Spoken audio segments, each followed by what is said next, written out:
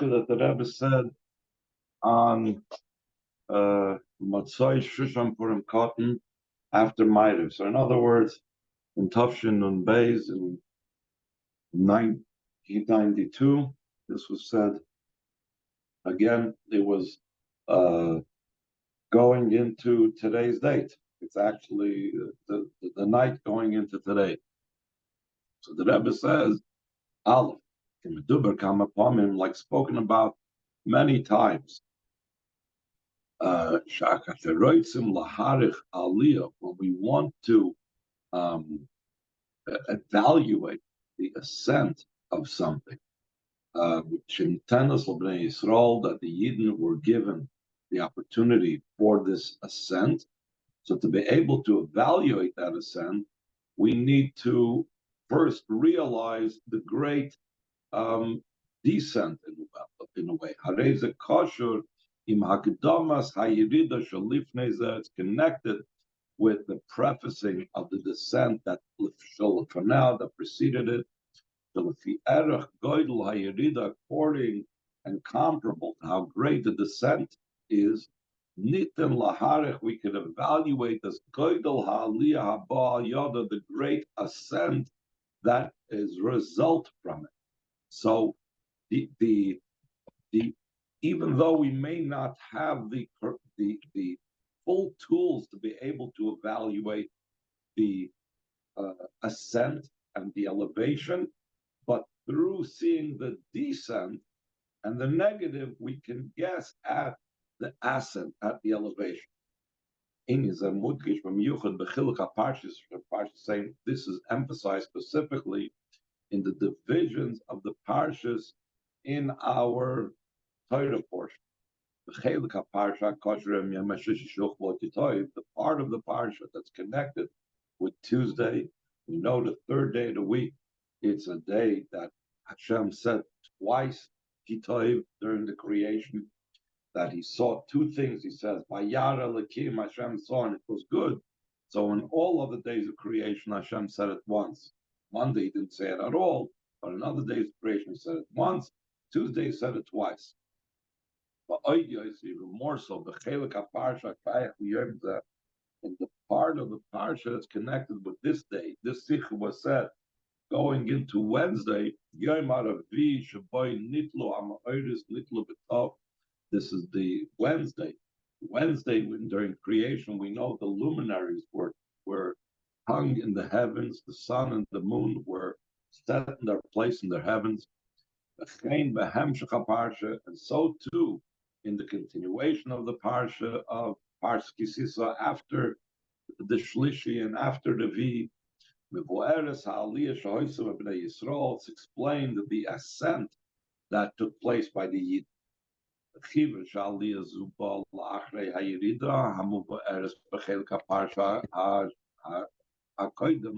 Since this ascent is following the descent that's explained, and in the previous part of the parsha, meaning it's talking over there about the sin of the egel, of the golden calf,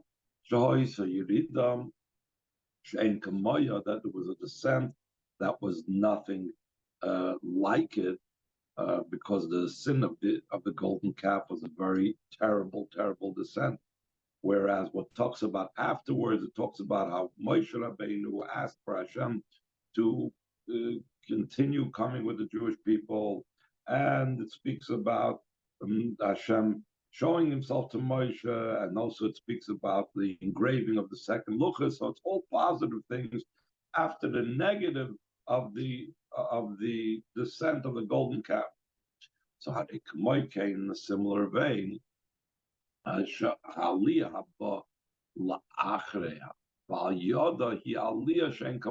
must say that the ascent that comes through and following the descent must be an ascent that is incomparable, just like the descent was an incomparable descent. It is a Maimer Chazal, like it's brought down in the statements of the Chazal, that they explained at length that Kama Maisa Zeh Haisa Inyan Bilti Ratzui, how much this action was a negative thing about the sin of the golden calf. which is Yerida She'en Kamoya Klal B'Klal, and this was such a descent that there was nothing like it whatsoever.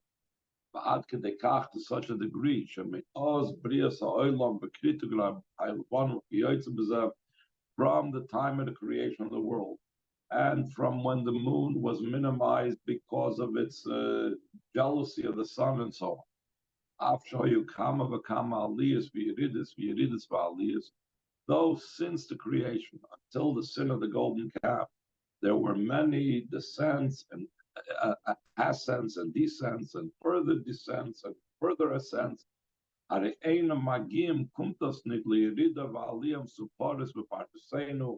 doesn't touch the descent and the ascent that's related in our parsha. That it's a descent that is nothing like it. And following it was an ascent, nothing like the ascent that happened in any other time. The reason why there was this type of a juxtaposition of such a great descent and such a great ascent. The Hagdam Hamavur B'Chsidus al Pasuk, by prefacing what's explained in Chsidus on the Pasuk. Noira Alila B'nei Adam. Great is the scheme and the plot on human beings. Meaning, Chsidus explains Shebnei Yisrael Mitzad Atzmam Einam Shayachim Klal L'Chol Inyan Malbilti Ritzuyim.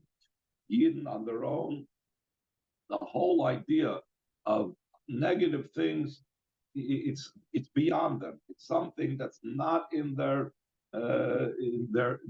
whole makeup.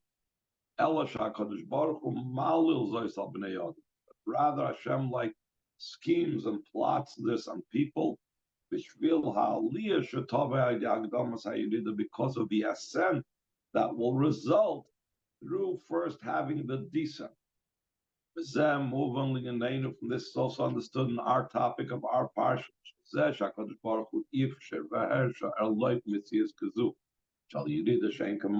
fact that Hashem allowed for and enabled such a type of descent that there's no other type of descent like it. It's only because Hashem, in His great kindness, he wanted to bring the Jewish people to the highest, most ascent. Therefore, he prefaced before this,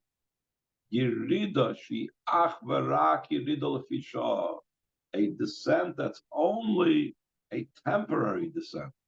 As the expression is in the Navi, it says, for a short moment I have deserted you.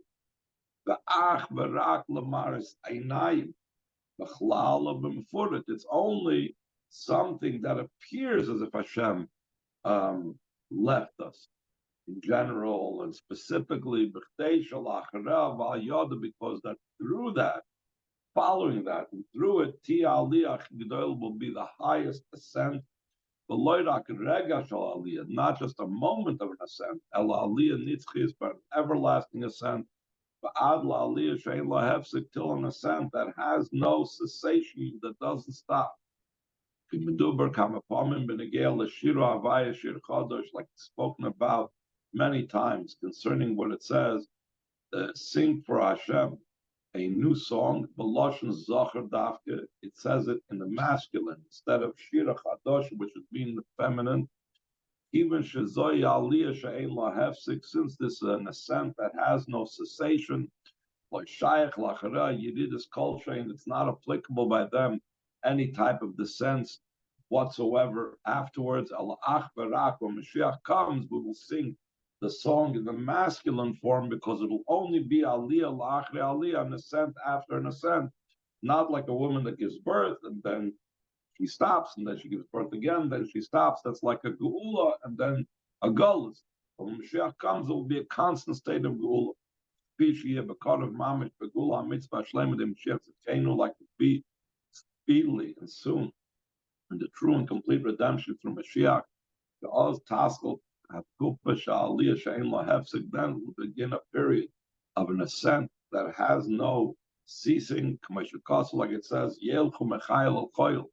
they will go from strength to strength, Ba'ad, until Elikim B'Tzion, they will appear to Hashem in Sion, meaning Yerushalayim and Eretz Yisrael.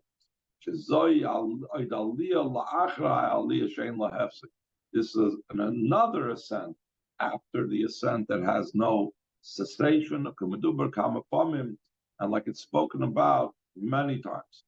So the Rebbe now explains a very basic issue. Al Pisa move on, according to what we just now said, it's understood, Mashakala Parsha Kula, why the entire Parsha, including the negative things in it, Nikras B'Shem Kisisa, it's called when you will raise.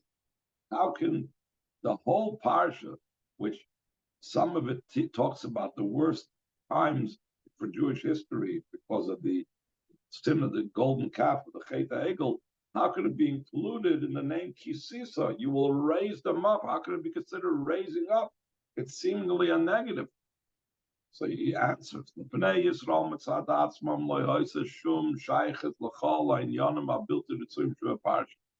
Jewish people on their own had no connection whatsoever to all the negative matters that's in the parsha. Gemaimer Chazal, like the Chazal say, V'lo Yisrael Ruyim Lo Yisamais, and the Yidden are not worthy of that particular action. This was not something that was like we said before, it's not even something that they're shaykh to. Afilu loy lefi rega, even not for a moment. Afilu loy lefi dimyan, not even in an imaginary type of way. Afilu loy v'yachas leize in shiur, not even in relation to any particular aspect. Elakol and yonim abilti ritzum shu parsha. All the negative things that's in the parsha, yesh b'hem ach v'rak kavona achas b'yechida. They have only one purpose and intention. Ratzon HaKadosh Baruch Hu lahavi l'bnei Yisrael, the will that Hashem has to bring the Yid Aidei Hakdamas HaYerida, through prefacing the descent as Aliyah she'ein Aliyah kamoisa, an ascent that there is no other ascent like it. Tisas Rosh Bnei Yisrael, you will raise up the heads of Bnei Yisrael. Ushba'aliyah zu gukpa, and in this ascent itself, it should be Yelchu Mechayel Choyel. They will go from strength to strength. They'll become seen by Hashem in Sion. In other words, that's why it's all Parshas Kisisa, because it's all about the Yidden being raised up. In the simple sense, in the literal sense, that they will be seen by Elokim and B'tzion, in the simple sense. This is the ascent of the true and complete redemption from Moshiach. It's a true type of Geulah. Why is it called truth? Because it has no cessation. It's the truth of truth. Like the Alter Rebbe Tanya speaks about different levels of truth. There's the edge of truth, there's the truth of truth. And this itself is also added idea of perfection and completion. In Kol HaPirushim Sheb'Shleimus, with all the explanations of the word Shleimus that the Rebbe in other places speaks about, Shleimus in the word complete, Shleimus in the word perfection, Shleimus in the word Shalom, like was spoken about many times. And in addition to that, and that is primary, similar to this truth and perfection of Mashiach's times, it's also be found in the avoid of every single Yid, even since the opening of everything has to be specifically through a Yid.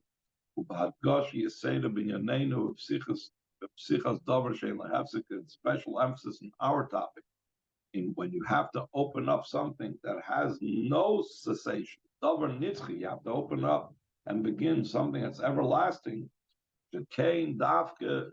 Only then Yid has this capability to open up and to bring something new and invent an everlasting thing, until the matter is beyond the whole idea of time. Since Yidden and Hashem are entirely one. So therefore, since Hashem is everlasting, so Yidden have that capability as well to be able to bring this everlastingness to their avodah, to open up a whole new type of everlasting ascent with no descents whatsoever.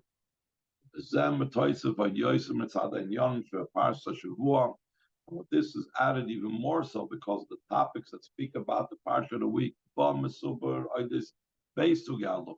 there it relates about the two types of tablets, the luchas that was given and brought down by Moshe Rabbeinu. It speaks about the first set of luchas and also the final set of luchas.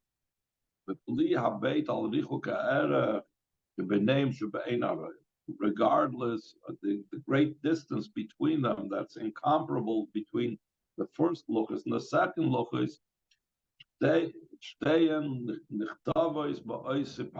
Both of them are written about in the same parsha, even though they're totally different.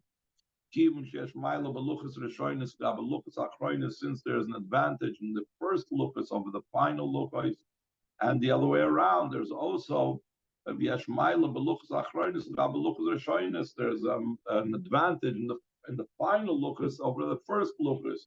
The first luchas were written by Hashem's hand. The second luchas were engraved by Moshe. On the other hand, Hashem gave much more secrets of the Torah and midrashim and halachas and agadata. He gave when he gave the second luchas, as opposed to the first luchas, which was only kept up to the Torah shebiksav, to the written Torah, and nothing more than that. So we see each one has an advantage that the other one doesn't have. So you have, and both of them are here in our parsha. Asher yesh dugmasam gamkein ba'avodasei shall call Yehudi b'chol yom v'yom. The idea of joining together two opposites is to be found in the avodah of every single yid in every single day. Shehi kailelas as kol la'inyanim in akotzel akotzel. A yid's avodah throughout the day includes matters from one extreme to the other extreme.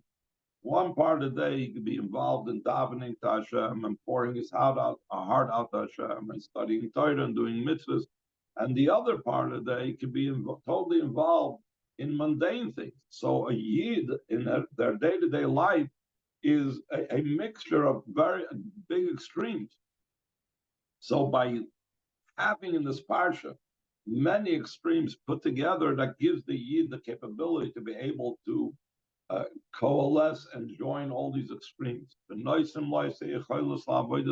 give him the capability for this service to be able to bridge the gap and to be in all the world. So the matter is only dependent on his will. And the true, the inner will, and the true will of every yid is lipal is kol and yonim and akotzel akotzel, to affect all the matters from one extreme to another extreme. So the Rebbe concludes with the bracha is dalul b'yirotz, and should be the will of Hashem. Shekain tia lanu. So it should be for us to Klal Yisrael amongst Klal Yisrael. Should take miyad mamish that immediately. Niskel la'aliyah da'agula mitzvah shlema, we should merit the ascent of the true and complete redemption. Hachel me'aliyah the luchas Rishoyin is beginning from the ascent of the first luchas. Yad lachri came baisia parsha aliyah the luchas achronis. Immediately afterwards, in the same parsha, the ascent of the final luchas. V'hen kshuras b'miyuchad in inyan hachein, that these are specifically connected with the idea of chen. The Kmeshkasa Parsha Seinum, that it speaks about in our Parsha, how Moshe Rabbeinu was given the special, how his face shown at the end of our Parsha, that was given to him, not with the first luchas, but that was given to him specifically with the second, with the, I'm sorry, not the, it was given with the second luchas, but also the idea that Moshe Rabbeinu asked to find chen. It says v'gam matzasi b'chein beinecha and so on, that he asked after the whole story. So we find that Moshe Rabbeinu was given chen and Klal Yisrael was given chen, this grace, That idea of pain, this type of grace, is something that is not tangible. It's something beyond measure and beyond boundary, like spoken about many times. An additional, that's primary, should take from Yad Mamish, Mamish, that immediately we merit this in actuality. In such a way that one could actually touch it with her hands. As we tap this on with the hand. Marabats boy he could point with his finger and he says this. Ein look zarishoinus, ein look sakroinus. We are both able to have the first luchas and the final luchas, kol gam shivre luchas, including also the broken luchas, which says that the broken luchas were also stored in the Aron or next to the Aron. Shezoya mail dasiyas tshuva. That is the advantage of doing tshuva. That's the idea of the broken luchas that symbolizes the idea of tshuva. Moshiach also tzaddikai, but the Moshiach is coming to bring even tzaddikim to do tshuva. Since Moshiach is going to bring tshuva to tzaddikim, so there's going to be tzaddikim, it's going to be bal tshuva, so it's going to be both the first luchas and the final luchas and the broken luchas all together. But Iker, and the main thing is, should take it miyad mamish, that immediately Geulah mitzvah shlema, the true and complete redemption comes. Loishum hefsek, without any type of cessation. I feel not even for one moment. Even shemiyad nasa rega achron legolus, immediately it becomes the final moment of exile. And miyad la'achrov harega rishon legula, and immediately after the final moment of golus comes the first moment of the redemption. And after this, the entire continuation without any ceasing, or without an end, beyond every type of measure and boundary. The take from Yad Mamish, and immediately, we merit the beginning of the redemption. Yad Lachre and immediately afterwards. The continuation of the redemption and the everlasting passion. Including all the different explanations of the everlastingness. Until above the idea of everlasting. Do we reach to the highest, most level, even beyond the level of time? So you can't even say, when you use the word nitzchi, we use the word everlasting, that means time has significance. And you're saying, well, it can span all time. But the ultimate is where the whole idea of time doesn't even apply. That's the highest type of elevation. That Hashem himself is beyond time.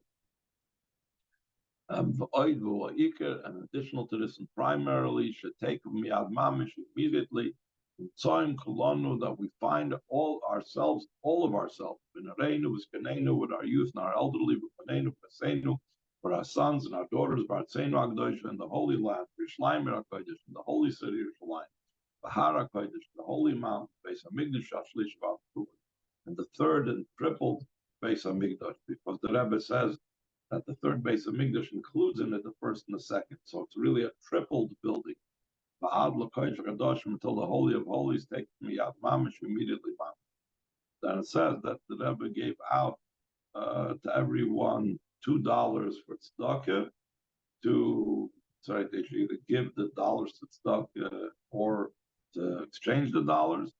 And the Rebbe also mentioned, then you shouldn't just limit yourself just to the $2 the Rebbe gave you. You should add from your own as well.